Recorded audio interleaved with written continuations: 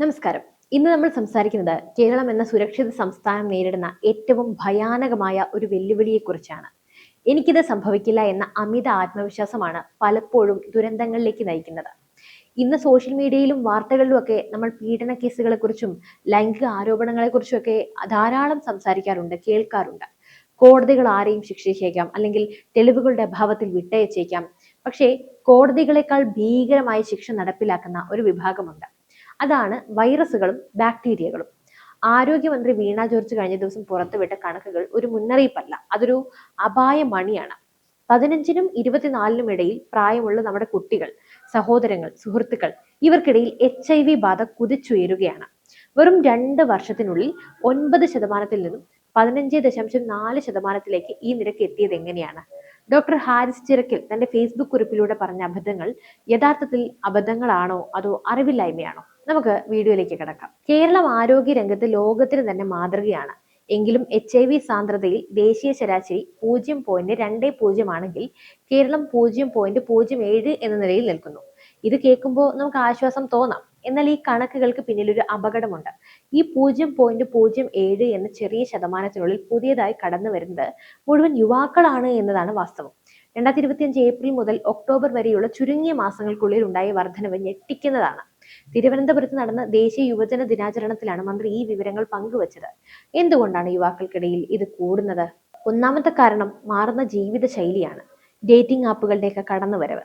2, രഹസ്യ സ്വഭാവം. സുരക്ഷിതമല്ലാത്ത ലൈംഗിക ബന്ധങ്ങൾ രഹസ്യമായി സൂക്ഷിക്കാമെന്ന ധാരണയാണ്. 3, മയക്കുമരുന്ന് ഉപയോഗം.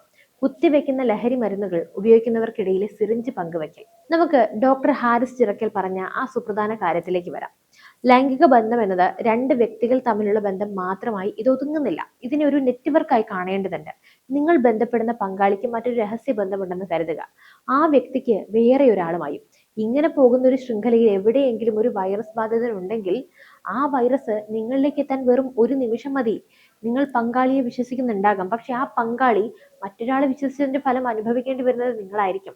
എക്സും വൈയും തമ്മിലുള്ള ബന്ധത്തിൽ A മുതൽ Z വരെയുള്ള അദൃശ്യ പങ്കാളികൾ ഉണ്ടാകാം എന്ന ഡോക്ടറുടെ നിരീക്ഷണം ഗൗരവകരമാണ്.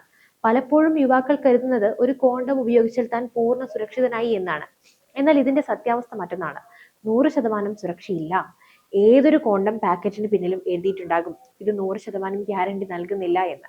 ഉപയോഗിക്കുന്നതിലെ പിഴവുകൾ, ക്വാളിറ്റി പ്രശ്നങ്ങൾ എന്നിവയെല്ലാം മൂലം രോഗാണുക്കൾ കടന്നുകൂടാൻ സാധിക്കും. ചർമ്മ സമ്പർക്കം, അതായത് HIV തടയാൻ കോണ്ടം വലിയ തോതിൽ സഹായിക്കുമെങ്കിലും ഹെർപ്പിസ്, സിഫിലിസ് തുടങ്ങിയ രോഗങ്ങൾ ചർമ്മങ്ങൾ തമ്മിൽ ഉരസുമ്പോൾ പടരുന്നവയാണ്. ഇവിടെ കോണ്ടം നിങ്ങളെ രക്ഷിക്കില്ല. അടുത്തത് ഓറൽ സെക്സ്. പലരും കരുതുന്നത് ഇത് സുരക്ഷിതമാണെന്നാണ്.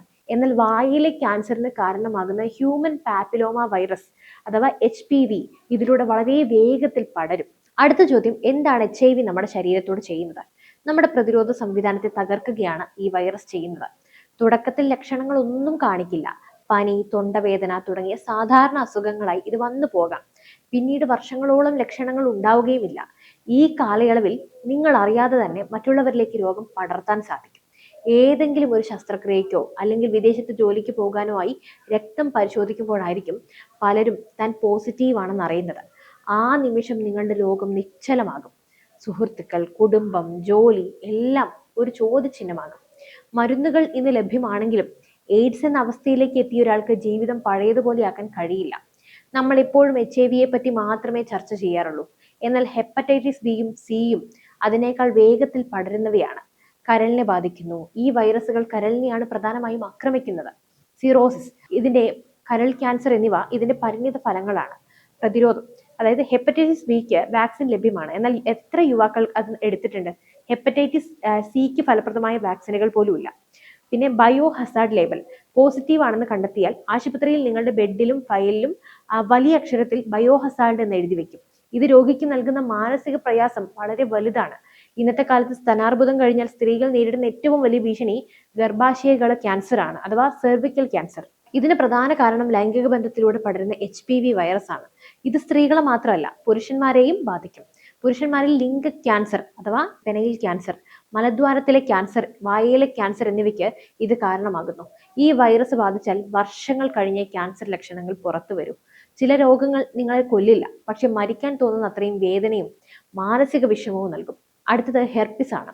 ജനനേന്ദ്രിയങ്ങളിൽ ഉണ്ടാകുന്ന വേദനയിലുള്ള വ്രണങ്ങളും ചൊറിച്ചിലും ഇതിന് ശാശ്വതമായ ചികിത്സയില്ല. നിങ്ങളുടെ പ്രതിരോധ ശേഷി കുറയുമ്പോൾ ഇത് വീണ്ടും വീണ്ടും വന്നുകൊണ്ടേയിരിക്കും. സിഫിലിസും ഗൊണേറിയയും ഇവ ബാക്ടീരിയ മൂലമുള്ള അസുഖങ്ങളാണ്.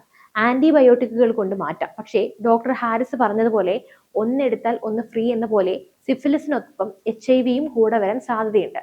പലപ്പോഴും ഗൊണേറിയയുടെ ലക്ഷണങ്ങൾ പുറത്തു വരുമ്പോഴാണ് ഒരാൾ ടെസ്റ്റ് ചെയ്യുന്നത്. അപ്പോഴേക്കും അയാൾക്ക് HIV കൂടി ബാധിച്ചു കഴിഞ്ഞിട്ടുണ്ടാകും. മന്ത്രി വീണ ജോർജ് സൂചിപ്പിച്ച മറ്റൊരു പ്രധാന കാരണമാണ് മയക്കുമരുന്ന് ഉപയോഗം. കുത്തിവെക്കുന്ന മരുന്നുകൾ ഉപയോഗിക്കുമ്പോൾ ഒരേ സിറിഞ്ച് പലരും ഉപയോഗിക്കുന്നുണ്ട്. ഇതിലൂടെ രക്തം വഴി നേരിട്ട് വൈറസ് ശരീരത്തിലേക്ക് എത്തുന്നു. ലഹരിയിൽ ബോധമില്ലാതെ ഏർപ്പെടുന്ന ലൈംഗിക ബന്ധങ്ങൾ സുരക്ഷാ മാനദണ്ഡങ്ങളെല്ലാം കാറ്റിൽ പറത്തും. ഇന്ന് കേരളത്തിലെ ലഹരി മാഫിയകൾക്കിടയിൽ HIV വ്യാപനം വളരെ കൂടുതലാണ്. ആശുപത്രിയിലെത്തുന്ന യുവാക്കളുടെ സ്ഥിരം പല്ലവിയാണിത്: ഒരു നിമിഷത്തെ അബദ്ധം. പക്ഷെ ആ അബദ്ധത്തിന് നിങ്ങൾ നൽകേണ്ടി വരുന്ന വില നിങ്ങളുടെ ജീവിതം തന്നെ ആയിരിക്കാം. ഒരു ലഹരിക്ക് വേണ്ടി സ്വന്തം ജീവിതം പണയം വെക്കുന്ന അവസ്ഥ ഒന്നും പറയാനില്ല.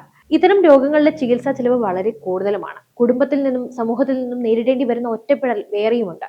പിന്നെ ഭാവിയിൽ വിവാഹം കഴിക്കാനും കുട്ടികൾ ഉണ്ടാകാനും ഇത്തരം രോഗങ്ങൾ തടസ്സവുമാകും. അപ്പോൾ നമുക്ക് എന്ത് ചെയ്യാൻ സാധിക്കും? അടുത്തതാണ് ബോധവൽക്കരണം. സെക്സ് എഡ്യൂക്കേഷൻ എന്നത് നാണക്കേടല്ല, അതൊരു അതിജീവന മാർഗമാണ്. വിദ്യാലയങ്ങളിലും കോളേജുകളിലും ഇത് കൃത്യമായി നൽകണം. ഇതൊക്കെ അറിഞ്ഞിട്ടും അബദ്ധത്തിൽ പോയി ചാടുന്നവരോട് ഒന്നേ പറയാനുള്ളൂ: നിങ്ങൾ ഇതിനുള്ള പരിണത ഫലം വളരെ വലിയൊരു വില കൊടുക്കേണ്ടി വരും. സുരക്ഷിതമല്ലാത്ത ബന്ധത്തിൽ ഏർപ്പെട്ടു എന്ന് തോന്നിയാൽ ഉടൻ തന്നെ പരിശോധന നടത്തുക. മിക്ക സർക്കാർ ആശുപത്രികളിലും സൗജന്യവും രഹസ്യവുമായ പരിശോധനകൾ ലഭ്യമാണ്. ലൈംഗിക ബന്ധത്തിന് ശേഷം 72 മണിക്കൂറിനുള്ളിൽ ലഭിക്കാവുന്ന മരുന്നുകൾ ഇന്ന് ലഭ്യമാണ്. ഇന്ന് HIV ബാധ തടയാൻ സഹായിക്കും. പക്ഷേ ഇത് അറിവുള്ളവർ വളരെ കുറവാണ്. ഹെപ്പറ്റൈറ്റിസ് B, HPV എന്നിവയ്ക്കെതിരെയുള്ള വാക്സിനുകൾ എടുക്കുക. പങ്കാളികൾക്കിടയിലെ പരസ്പര വിശ്വസ്തതയും തുറന്ന സംസാരവും ഏറ്റവും വലിയ പ്രതിരോധമാണ്. കേരള സർക്കാർ ലക്ഷ്യമിടുന്നത് 2025ഓടെ HIV മുക്ത കേരളമാണ്.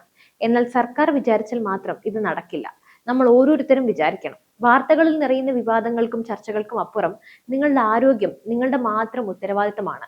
ഡോക്ടർ ഹാരിസ് ചിറക്കലിന്റെ കുറിപ്പ് നമ്മൾ ഓർമ്മിപ്പിക്കുന്നത് ഒരു വലിയ സത്യമാണ്. നിയമം നിങ്ങളെ വെറുതെ വിട്ടേക്കാം, പക്ഷെ പ്രകൃതിയും വൈറസും നിങ്ങളെ വെറുതെ വിടില്ല. ഒരു നിമിഷത്തെ ആവേശം ഒരു ജീവിതകാലത്തെ കണ്ണീരാക്കി മാറ്റരുത്. അപ്പോൾ ഈ വീഡിയോ ദയവ് ചെയ്ത് പരമാവധി ആളുകളിലേക്ക് എത്തിക്കുക.